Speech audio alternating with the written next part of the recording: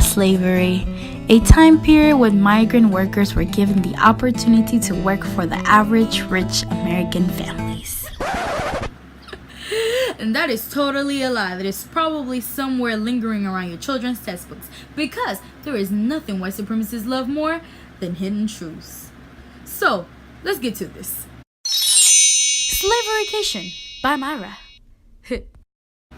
Get it? Slavery, education, slaverycation. Okay, let's continue. Slavery started around 1619 through 1863, in which a lot of, what we call now white supremacists, will go out on a little boat and take people from mostly African and Caribbean countries, where they will be sold off to work for some rich white family to the day of their death.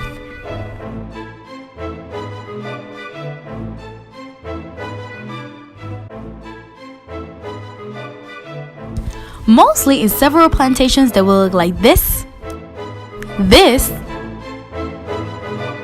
and this. In little shacks that will look like this.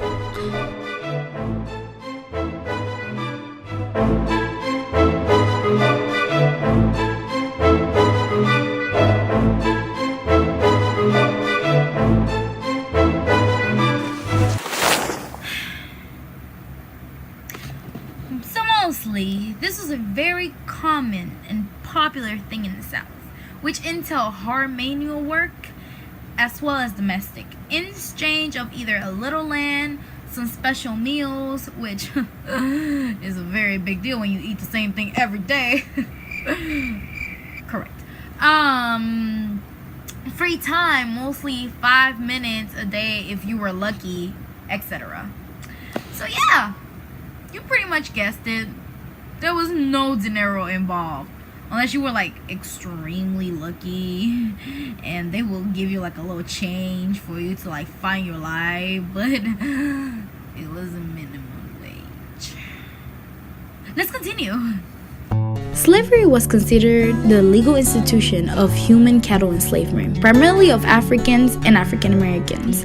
And during this period, people of color were considered 1/4 of a person, in which education for them was prohibited. Not to mention families were 9 times out of 10 completely separated while being transported from plantation to plantation. Now, what was life in a plantation?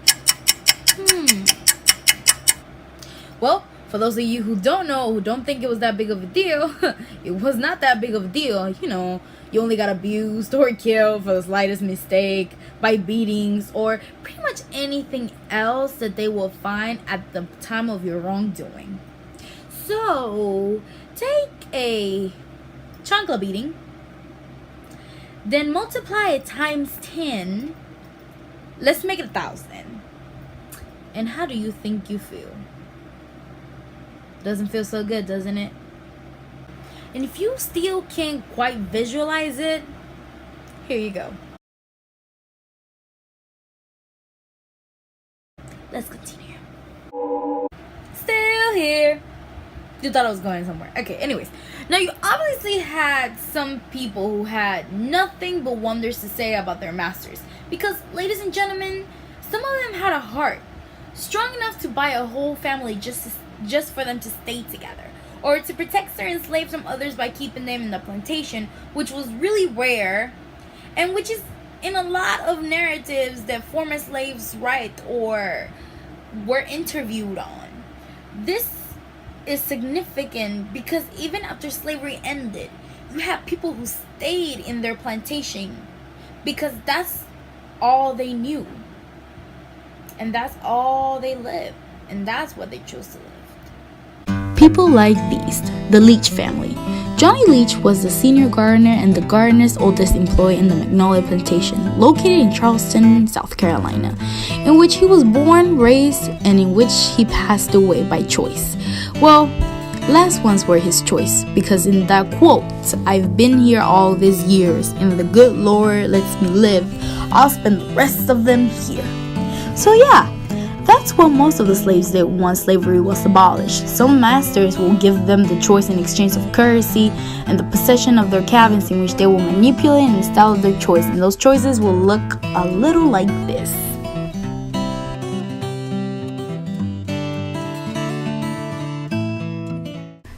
Now, some people actually made something out of themselves because of slavery. People like the one and only Frederick Douglass. Wow. Let's go to another picture.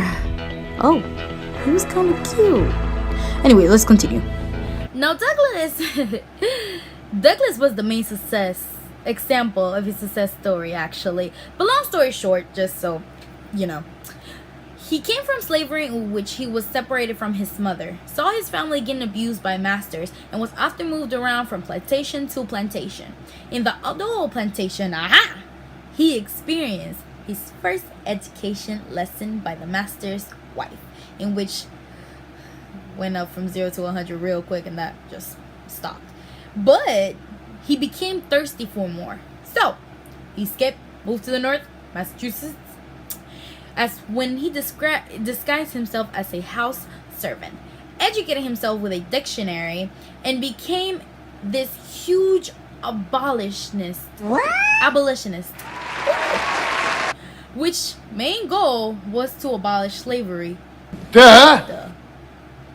He was such a big deal, though, that a lot of people loved and followed him for everything he did, and served him as a role model. They loved him so much that he actually made it to a lot of places. For example, a stamp worth 25 cents, which quite frankly was a lot of money back then, FYI. Also, you can find all of this information in his narrative on Chain, which is worth every penny. All 99 of them. Hint. So after all of this fight, the government actually decided to do something about slavery, which ended in the Civil War. Took place in 1863, which ended with the end of slavery. So they say, according to history books. That's the 411. So, glad you're still awake. There you have it, folks.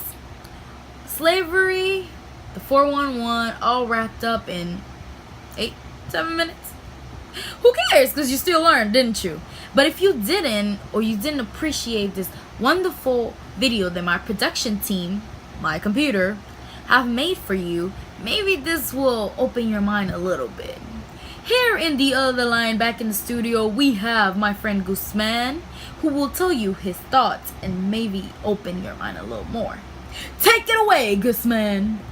Well, so let's say from 2 years from now, before Jesus Christ came, and then after he came, he gave freedom, and then freedom for everybody, not for a group of people. But today we can see how the slavery, go all over the place, America, Africa, whatever country you live, slavery still exists.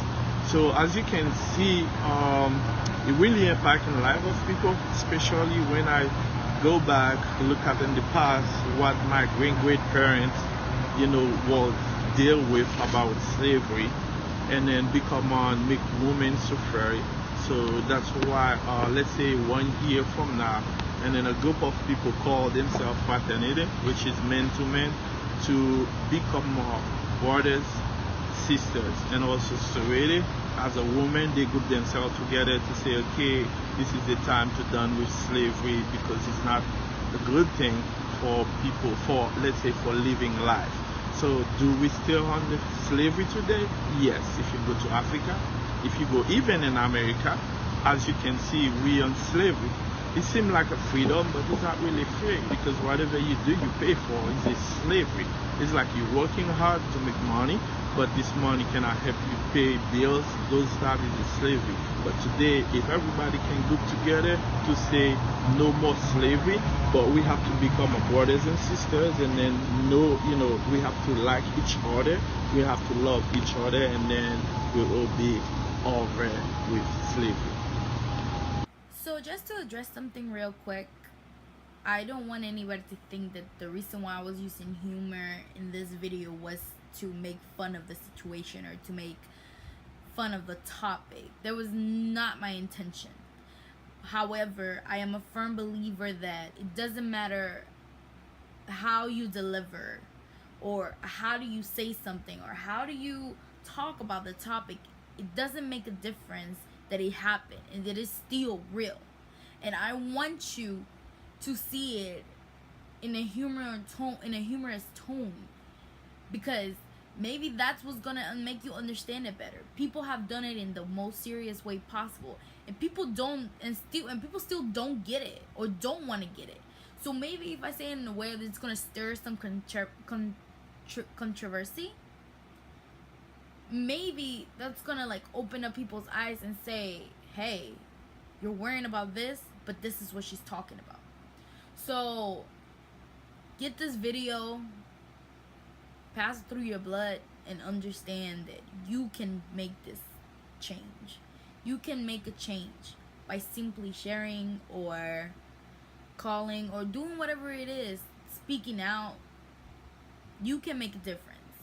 And with this video, I hope you had the motivation to do so.